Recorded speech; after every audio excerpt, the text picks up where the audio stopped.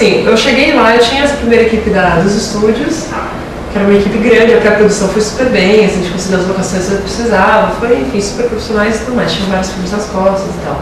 Só que no primeiro dia de filmagem, que era o dia do hotel, que elas entram pra ficar lá naquele hotel, eu peguei no dia que a Paula e a Lorena tinham chegado, porque eu queria pegar o cansaço de verdade delas, porque assim, viagem de 30 horas de avião é uma coisa que você não consegue depois, né, ou você tá ou você não tá, né? E eles queriam fazer, e eu queria improvisar, assim, eu venho da atuação, eu queria mais esse frescor da atuação, eu queria que elas reagissem mais do que atuassem, eu queria que elas tivessem total liberdade, improvisação, tipo, a gente pode falar mais disso.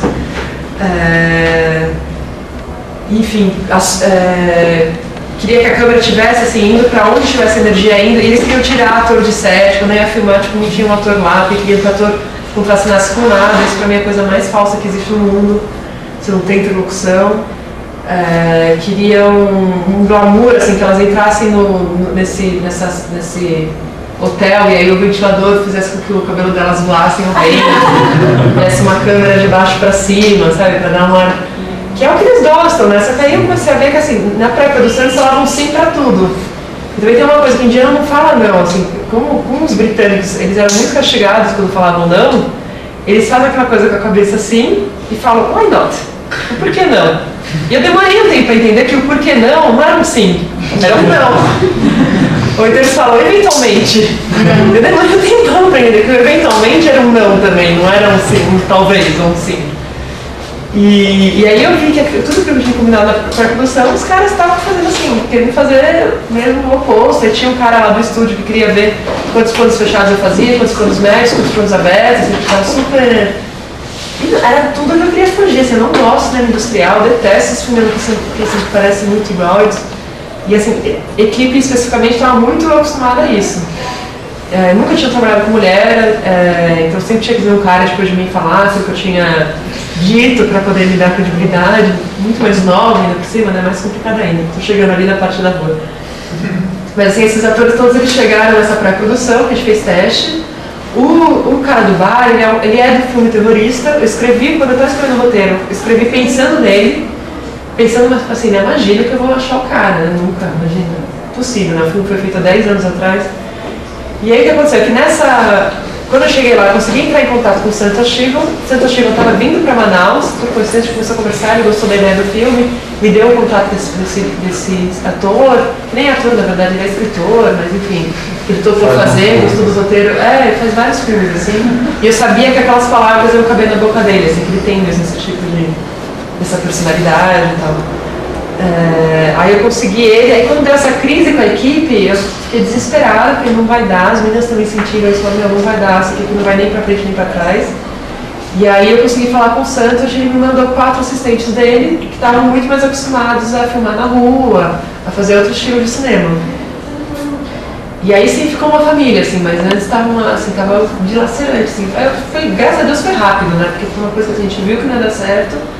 E ele falou, você já encontrou as pessoas certas para fazer o que você quer? Eu falei, não, pelo amor de Deus, o que eu faço? Desesperada. E aí vieram esses meninos, só que também eles tinham muito menos experiência, estavam começando, então eu tinha que produzir muito mais, porque eu não tinha uma produção ali mais ágil, assim, então eu tinha que produzir 3 vezes, enfim, para as coisas poderem ir, mas tinha que dirigir, e aí eu assumi a câmera. Porque daí eu vi que estava muito complicado para fazer com fotógrafo indiano, porque tudo que eu falava, assim, demorava até o cara entender, até não sei o que, outra estética, eu falei, não. Essa câmera vai ser um personagem, vai ser na mão e eu vou estar junto com ela. Qual foi o formato de gravação que você usou? Mini DV, uma XL2 Canon, que era o que dava para fazer na época. Não tinha ainda 5D, nada, acho que foi em 2008. Foi em 2008? 2008, agosto de 2008. Tem 90 horas de filmagem para ficar 1h30, então tem muita coisa. É verdade, tá?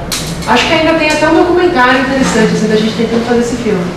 Aí os atores, então, o menininho veio em teste, ele é um cineasta, é um ator que faz um monte de filme lá, super bom. Ele faz muitas, eu não sei nem quando ele estuda, assim, de tanto filme que ele faz. Só que ele nunca tinha atuado em inglês e nunca tinha improvisado, então para ele foi uma experiência também diferente.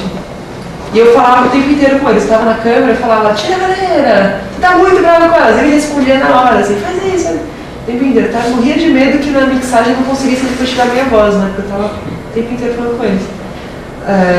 Eles não fazem som direto na Índia, por exemplo, é uma coisa que eles não captam som direto, eles usam tudo na pós-produção.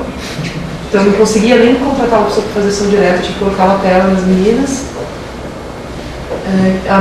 A professora de atuação também é uma atriz, ela é mãe do menininho, inclusive.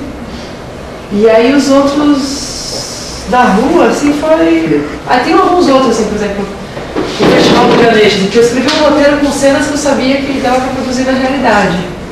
Então, quando elas entram no Festival do Ganesh, está lá no roteiro, se não, a gente ia ter que produzir aquilo. A gente viu que estava perto das nossas filmagens, então a gente podia filmar de verdade. É muito melhor, né? Porque você não tem como pegar as pessoas em transe, né? E com aquela devoção de verdade e tudo mais, é uma coisa que você não tem como reproduzir, né? E aí aquele cara que vem e fala que o filhinho chama Napoleão e não sei o que, aquilo é obra do acaso, presente dos deuses, maravilhoso. O outro cara que vem depois e fala da Eterno, não sei o que, é um ator. Então a gente foi o tempo inteiro assim, buscando essa estética da mistura entre plena confiança no acaso, naquilo que pudesse acontecer, a reação delas de verdade, né? Elas nunca tinham estado lá. E aí, enfim, tinham que interagir com as pessoas e tudo mais. E o roteiro, né? Porque eu achava que não podia se perder demais nisso para depois eu voltar sem filme nenhum na mão. Para você o filme é ficção ou documentário? Ficção, com certeza. Ficção, com certeza? Ficção. Porque tá tudo roteiro. Assim, elas são personagens fictícias, elas mesmas, elas não reagiriam dessa forma, elas não seriam tão patéticas, assim, elas não teriam se mandado, não teriam resolvido as situações. Isso é roteiro. Pra deixar as pessoas assim no conflito, derrapando e caindo, que eu adoro, eu acho cômico. Não me interessa, eu acho. Porque também tem um documentário que põe as pessoas na situação de dificuldade mesmo, justamente para talento possível, né? Mas esse filme aqui, assim, ele é todo. A trajetória delas é toda ficcional.